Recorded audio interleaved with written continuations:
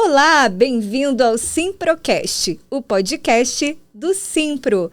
Eu sou a Aline Bertoldo e hoje vamos abordar outro assunto muito importante, principalmente para nós mulheres, que são os cuidados com a saúde da mulher. E aí, como é que estão os seus cuidados em relação a isso? Para falar desse assunto tão importante, recebemos aqui no estúdio uma convidada especial. Estou aqui com a doutora Maísa Monsef, médica endocrinologista. E antes de apresentar aqui o currículo, eu vou dar, então, boas-vindas a você, doutora. Tudo bem? Muito obrigada. Muito obrigada, Aline, pelo convite. É um prazer imenso para mim estar aqui conversando com vocês hoje sobre esse tema que é tão importante e que eu gosto tanto de falar. Olha, então eu vou apresentar a vocês o currículo da doutora Maísa Monsef. Ela é formada pela Universidade Estadual de Londrina, com residência em endocrinologia no Hospital das Clínicas da USP de Ribeirão Preto. Ela tem doutorado pela USP Ribeirão Preto e pela Universidade de Harvard e atualmente integra a diretoria da Abraço, Associação Brasileira de Avaliação Óssea e Osteometabolismo. Aqui em Londrina, a doutora Maísa trabalha com foco em obesidade, metabolismo ósseo e outras doenças endócrinas. Eu estava falando aqui para ela agora há pouco, gente, parabéns pelo currículo, apesar de ser tão jovem, né? Um currículo tão extenso, com certeza fruto de muita dedicação, não é mesmo? Sem dúvidas, desde o início lá da minha carreira, né? Sempre me dediquei muito, o meu grande propósito de vida, realmente, assim, ter um embasamento científico muito grande para poder ajudar cada vez mais pessoas dentro da ciência e da medicina. Nossa, muito bacana. E obrigada mais uma vez pela presença em nosso Simprocast. E para começar, eu gostaria que você explicasse de forma geral, doutora, quais são os principais pontos de atenção quando falamos em saúde da mulher ao longo da vida. Acho que é um tema super importante. A gente muitas vezes tende a negligenciar um pouquinho a saúde da mulher, né? A nossa saúde também, né? A gente coloca como prioridade muitas vezes outros momentos da nossa vida. A família, os filhos, enfim, né? Às vezes os pais, o nosso trabalho. Então, é super importante que a gente fale da saúde da mulher. E não é só falar da saúde da mulher adulta. Acho que a gente tem que falar desde a nossa infância, realmente, até o envelhecer. E, primeiramente, eu gostaria de conceituar o que é saúde, né? Saúde não é só não ter doença, é muito mais do que isso. Saúde é ter bem-estar, para você preencher o seu propósito de vida. Então, você se sentir bem e conseguir aproveitar a tua vida da melhor forma possível. E claro que isso passa pela saúde física, pela saúde mental, mas não é só isso. Então, a gente tem que avaliar outras áreas também que englobam essa saúde, né? Conexões sociais, enfim, como você está em relação à comunidade, se você se sente bem com aquilo que você faz, se você tem significado, propósito, são coisas que integram a saúde no geral. Mas aqui o objetivo é que a gente fale de fato de saúde física, certo? Então eu vou falar um pouquinho sobre a importância da gente, desde o nascimento, né, da mulher até a fase final da vida, ter bons hábitos de vida. Então, no geral, a gente está falando de ter uma alimentação saudável, uma alimentação balanceada, ter atividade física regular, fazer os check-ups frequentes, então ir ao médico, ter um médico de confiança, isso é uma coisa super importante. Saúde do sono é uma outra coisa muito importante para nossa vida, né? O sono é um hábito super importante, que muitas vezes a gente negligencia também. Então, são todos aspectos importantes para a saúde da mulher e também a saúde mental, que eu acho que é bem importante da gente falar isso. Muitas vezes somos sobrecarregadas com muitas questões que dependem só de nós, né? E às vezes a gente acaba deixando a saúde mental de lado. Isso é uma outra coisa que é super importante da gente avaliar. Então, dependendo da fase que a mulher encontra-se, aí a gente vai focar mais em algum aspecto ou outro do check-up, por exemplo, avaliação de fatores de risco cardiovasculares, saúde do coração, risco de demência, então como é que está a parte cognitiva dessa mulher, avaliação da saúde óssea, que começa lá já desde a infância, né, para a gente prevenir uma doença que é muito comum na gente, que é mulher depois da menopausa, que é a osteoporose, avaliação do risco de obesidade. Então são várias coisas que a gente faz dentro de um check-up, né, na mulher, que começa desde lá da infância. São muitas nuances, né, doutora, para a gente pensar. E foi muito importante já essa primeira participação sua, porque a gente simplesmente pensa em saúde, pensa somente na parte física. Né? Até o mental a gente deixa um pouco de lado, a gente pensa mais no físico, né? E trazendo aqui um pouco para a nossa realidade do Simpro, a nossa base ela é formada em sua grande maioria por mulheres e mulheres jovens, né? São as professoras, funcionárias em geral das escolas, e por causa da carga horária, né? A carga horária do profissional de educação, né? Todos sabem, ela é uma carga horária que exige bastante. No corre-corre do dia a dia, as mulheres às vezes acabam deixando de lado esses cuidados. Então, eu queria que a doutora falasse por que os exames preventivos são tão importantes mesmo para as mulheres mais jovens. Sem dúvidas. Quando a gente fala de rastreio populacional, a gente está falando de doenças que, se diagnosticadas numa fase muito inicial, são não só tratáveis, mas muitas vezes curáveis, certo? Então, se a gente pega, por exemplo, vamos falar de um câncer de mama, que é o câncer mais comum na mulher, um câncer de colo de útero, que é o segundo mais comum na mulher, no início, essas doenças têm tratamento muitas vezes curativo. Então, é diferente da gente pegar já num diagnóstico avançado, quando essa mulher já tem sintomas, muitas vezes já pode ter metástases, e aí o tratamento fica muito diferente daquilo da gente pegar no começo. Então, não é só fazer os exames preventivos, como eu te falei, né? Eu acho que é super importante a gente olhar com esse olhar integral para a mulher. Então, entender todos os domínios da vida dessa mulher, não só fazer os exames diagnósticos. Não, já fiz meu check-up, minha bateria está feita. Não, mas vamos avaliar, vamos pausar um pouquinho, um segundo, né? Vamos avaliar como é que está a qualidade da sua vida? Você está satisfeita com a sua qualidade de vida? Tem sido positivo? Você tem significado? Você tem propósito? Você tem conexões sociais? Como eu já comentei, que são algumas coisas que são super importantes dentro da saúde. De uma forma geral, fazer os check-ups, fazer os exames de rastreio faz parte dessa avaliação. Mas não é só isso que faz parte de uma boa avaliação da saúde da mulher. Uhum. E assim, quais são os distúrbios hormonais mais frequentes nas mulheres e como eles impactam, então, a saúde óssea, o metabolismo e a qualidade de vida daí dessa mulher? Então, a gente tem, assim, os nossos eixos hormonais, eles regulam diversos órgãos, né? São os grandes... a gente fala que a gente tem algumas glândulas que são os maestros, né, de todo o nosso metabolismo. Quando a gente tem algum impacto negativo, que pode ser por uma doença, por, às vezes, medicamento, a gente... Até mesmo estresse, tá? Pode muitas vezes impactar alguns desses eixos hormonais. A gente vai ter impacto sistêmico disso. Então, geralmente, a gente vai ter sintomas relacionados a isso. Na mulher jovem, a principal glândula que pode ser acometida é a tireoide. Então, todo mundo tem tireoide, né? Muitas vezes a gente escuta as pessoas falando, eu tenho tireoide. Não, todo mundo tem. O que essas pessoas querem dizer, às vezes, é que elas podem ter doenças na tireoide. E a doença mais comum na mulher jovem em relação a essa parte da tireoide é o hipotireoidismo, quando ela não funciona tão bem. E aí, os sintomas podem ser prostração, adinamia, dificuldade de memória. São sintomas muito inespecíficos. Queda de cabelo, unha mais quebradiça, um ganho de peso discreto na casa dos 3 a 4 quilos, mais ou menos, mais por retenção de líquido, não tanto por gordura, mas que impacta muito a qualidade de vida da paciente. E isso, como que a gente faz o rastreio? Na anamnese, nessa conversa que a gente pergunta sobre os distúrbios que podem estar acontecendo e com os exames de sangue. E aí é bem facinho da gente diagnosticar esse distúrbio. E ele tem um tratamento muito simples, que é a reposição do hormônio da tireoide, que quando feito bem regular, bem corretamente, trata essa doença e a gente não tem mais nenhum desses sintomas. Então, esse é quando a gente está falando da mulher jovem. Um outro distúrbio, que a gente não pode nem falar que seja uma doença, um distúrbio na realidade, mas é um outro momento da vida da mulher que acontece uma falha, né, da produção hormonal, é a menopausa. Então, o climatério é esse período todo que envolve antes da menopausa e alguns anos depois da menopausa também. Menopausa é a data da nossa última menstruação. Então, é um diagnóstico retroativo. Então, vamos supor que eu parei a minha última menstruação foi hoje, no dia 30 de setembro de 2025. Quando der um ano de hoje, eu posso falar que a minha menopausa foi no dia 30 de setembro. Então, é uma data marcada, tá?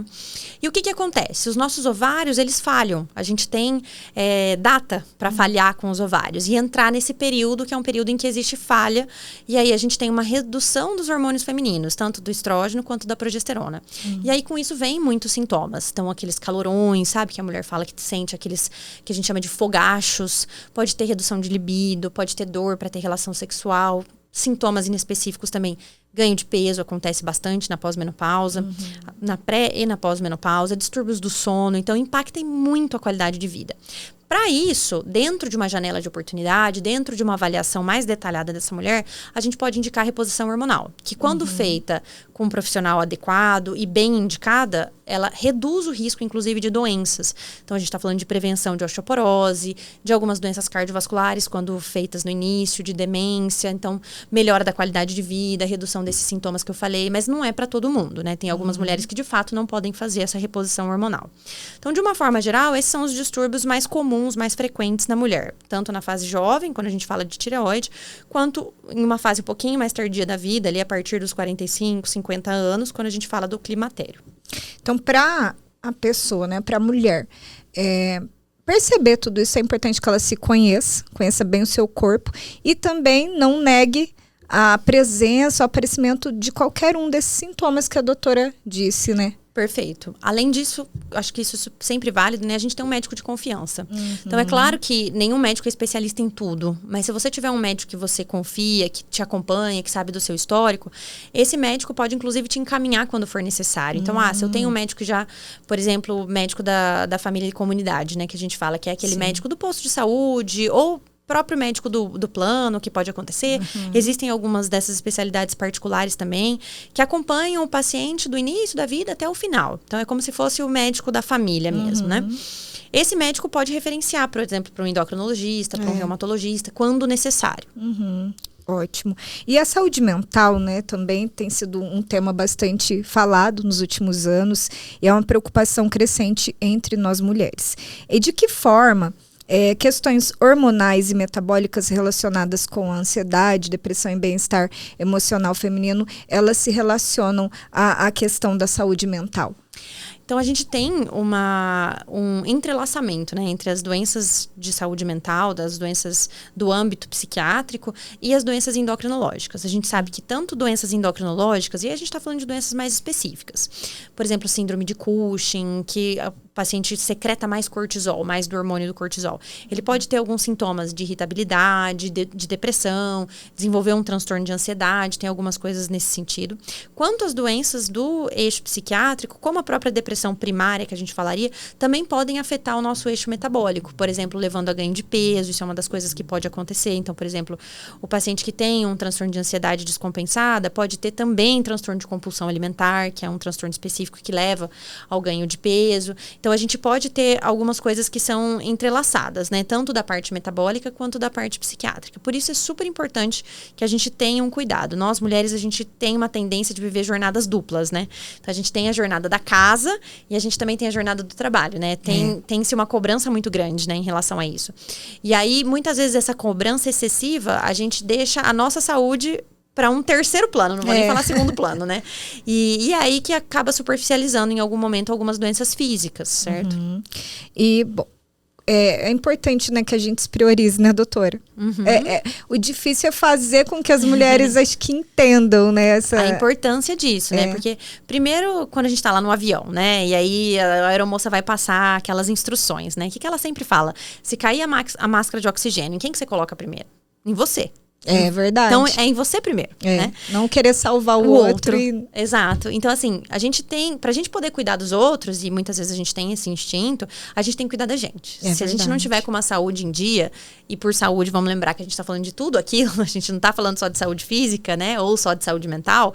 A gente tá falando do domínio completo da saúde. Se a gente não tiver com isso em dia, a gente não vai conseguir cuidar dos outros, né? E aí vai faltar muito pra gente também. Então, primeiro a máscara de oxigênio na gente, depois a gente vai colocar nos outros. Bom, e quando falamos em câncer, né? Infelizmente, algo que precisa ser dito. Quais são os mais frequentes entre as mulheres e o que cada mulher deve saber sobre prevenção e diagnóstico precoce dessas doenças? Perfeito. Então, o que eu vou comentar aqui é em relação ao rastreio populacional, que é um pouquinho diferente quando a gente fala de paciente individual. Então, por exemplo, se eu tiver um fator de risco maior, minha mãe teve câncer, minha avó teve câncer, aí muda um pouquinho, a gente pode fazer os exames um pouco antes. De uma forma geral, aqui no Brasil a gente recomenda a mamografia a partir dos 50 anos, algumas sociedades a partir já dos 40 anos, tá?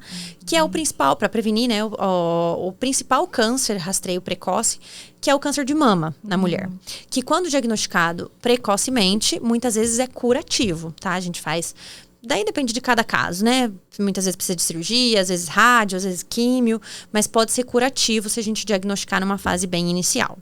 O segundo tipo de câncer mais comum é o câncer de colo de útero, que também é muito prevenível, é muito tratável quando diagnosticado no começo, com o exame do HPV. Então, a gente faz a coleta do HPV e vê se tem alguma lesão ali de células. Então, o Papa Nicolau, que a gente também recomenda rastreio anual nesses 2 cenários.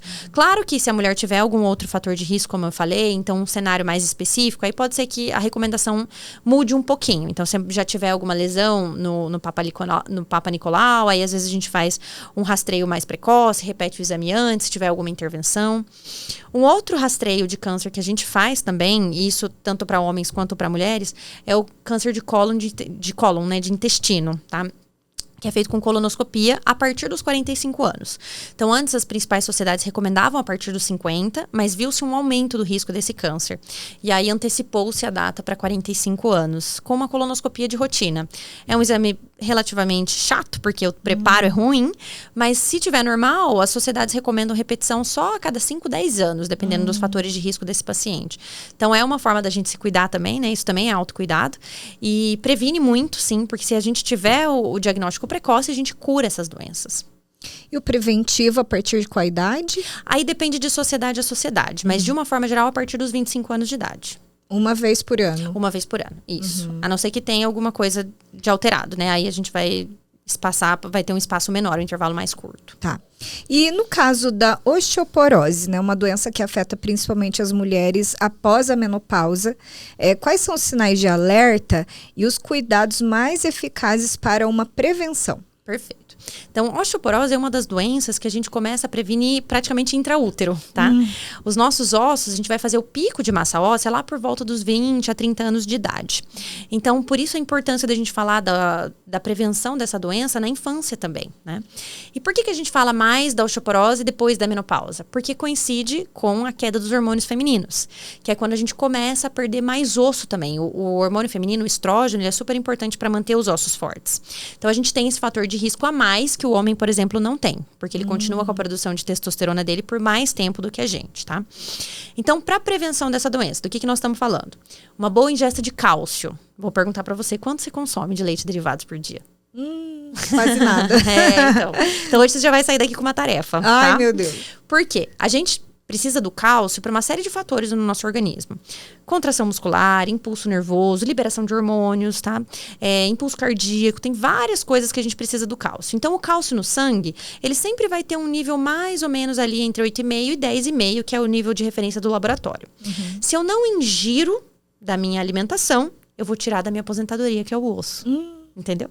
Então, esse é um dos fatores que leva a ser um fator de risco para quando o paciente está lá na menopausa, e pode ter osteoporose, baixa ingesta de leite e derivados. A média populacional do brasileiro é de menos da metade do que a gente precisa de leite e derivados no dia.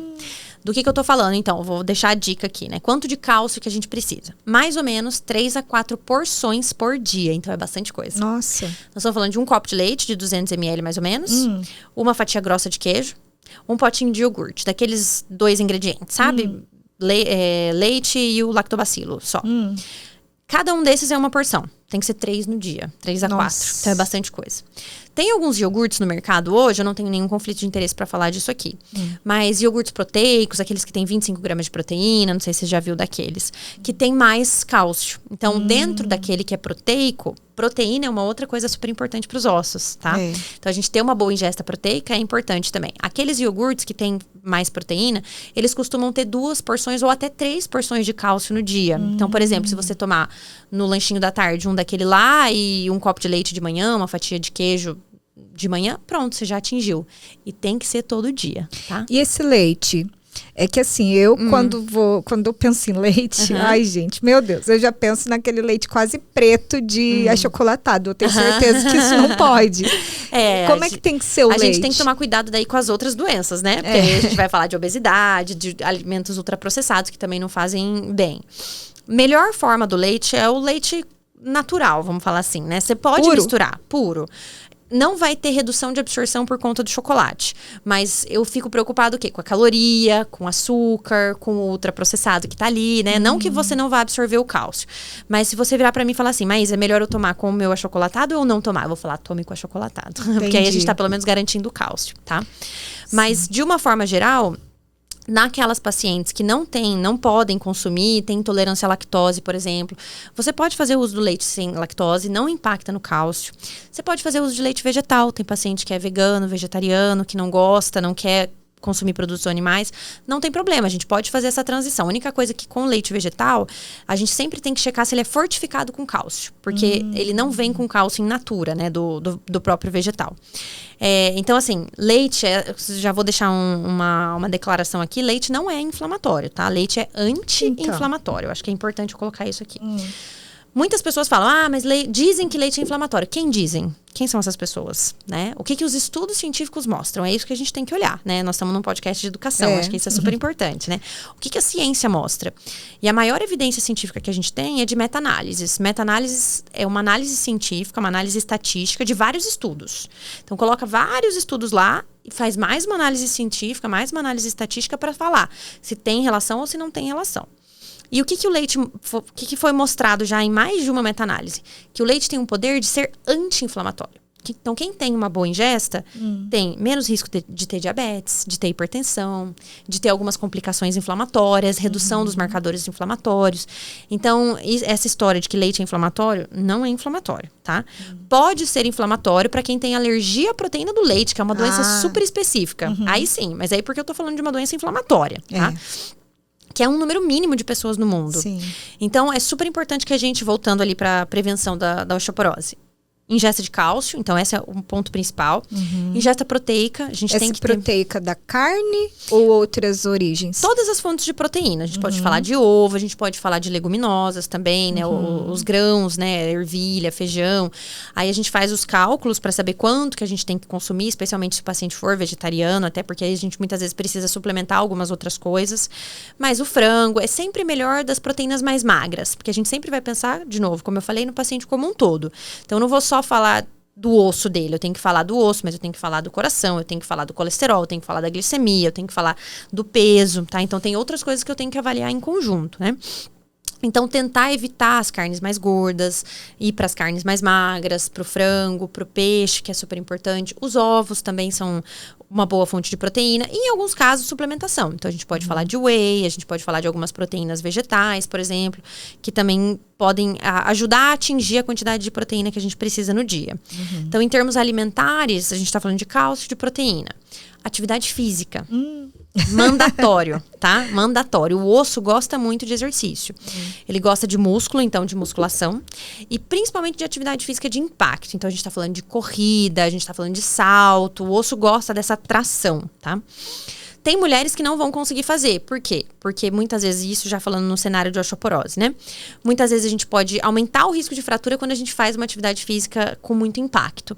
Nesse cenário, a gente recomenda musculação e sempre assistida por um profissional que seja capacitado para evitar o risco de fraturas que podem acontecer durante a atividade física.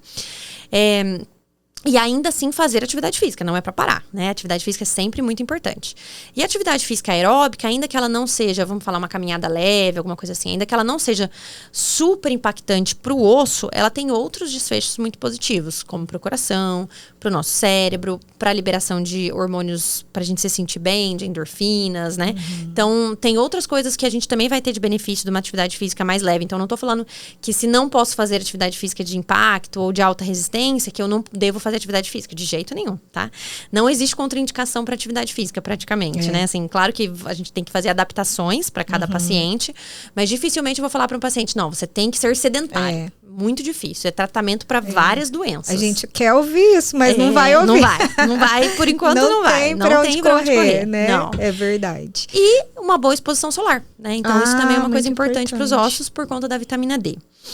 Mas e o câncer de pele? Claro, nos pacientes que têm um risco aumentado para câncer de pele, a gente não recomenda exposição solar e a gente faz a reposição de vitamina D para todos eles.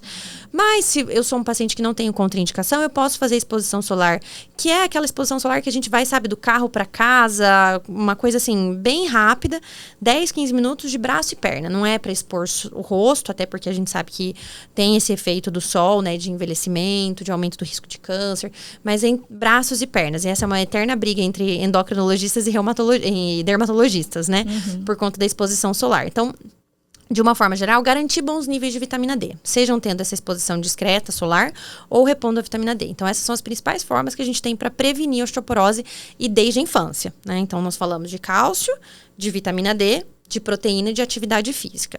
E isso eu tô falando desde a criança até o idoso. Quando eu já tenho a doença, aí eu adiciono a esses 4 o tratamento medicamentoso, que daí eu vou precisar fazer também para melhorar essa massa óssea. Fazendo tudo isso certinho, a gente vai depositando, então, exatamente, na poupança. A gente volta a guardar lá na poupança. Ah, né? então tô precisando guardar. Bom, estamos chegando ao fim do nosso Simprocast, né, o podcast do Simpro. E para fechar com chave de ouro, eu tenho certeza que todo mundo que acompanhou já, né, sai daqui com muita informação valiosa. Para fechar, qual a mensagem que a doutora deixa para as mulheres que nos acompanham e querem cuidar melhor da saúde, principalmente assistindo aqui, notaram essa importância e que estão no vermelho, mas essas mulheres que talvez não saibam por onde e como começar, qual a mensagem que a doutora deixa? Minha mensagem é cuide-se. Essa é a principal mensagem, sabe? Priorize-se. Então, pensar em você, como eu falei lá, com aquela brincadeira do oxigênio, né? Colocar primeiro o oxigênio em você. Então, ver aonde você pode estar falhando, quais são as áreas de carência, né? Dentro dessa saúde, para você ter uma saúde melhor. Dentro de uma dificuldade, eu acho que é super válido, não é só para quem tem alguma doença ou quem está com algum sintoma específico, ter o acompanhamento médico, né? Como eu falei, saúde não é só não ter doença, é muito mais do que isso. E um médico pode te ajudar nesse aspecto, né? Especialmente os médicos que têm essa formação de prevenção, né? De ver o paciente como um todo e a longo prazo. Então, tem um médico de confiança que você vá, que você discuta as possíveis melhorias de hábitos que você pode fazer, os rastreios de doenças, não só de cânceres, mas de doenças metabólicas, de doenças da tireoide, né? Como a gente falou, de glicemia, de colesterol, outras coisas que a gente pode fazer depois da menopausa, a densitometria também, discutir reposição hormonal. Então, assim, ter alguém de confiança que você consiga discutir essas questões, né? E se priorizar. Eu acho que essa é a principal mensagem que eu coloco aqui, né? Priorize-se. Então, se você não se priorizar, ninguém vai te priorizar por ele, né? Então, assim, tenha seus horários de alimentação adequados, de atividade física, de sono, de ajuda para a saúde mental, né? Então, se for uma terapia ou se for outras fontes de lidar com a gestão do estresse, né? Seja um yoga, enfim, faça coisas hobbies, né? Que também te deem prazer, porque isso também é super importante para a nossa vida. Bom, muito obrigada, doutora, pela participação, muito obrigada pelas dicas, pelos conselhos, né, muito valiosos. Com certeza a saúde é o nosso bem mais precioso, né? Então, com certeza tem que estar em primeiro lugar. Agradeço muito pela participação e obrigada a você que esteve com a gente até agora nesse Simprocast, nesse episódio de hoje, falando sobre a importância, então, dos cuidados com a saúde da mulher. Eu convido para que você assista os próximos episódios, inclusive outro episódio inédito com a doutora Maísa. Continue aqui com a gente.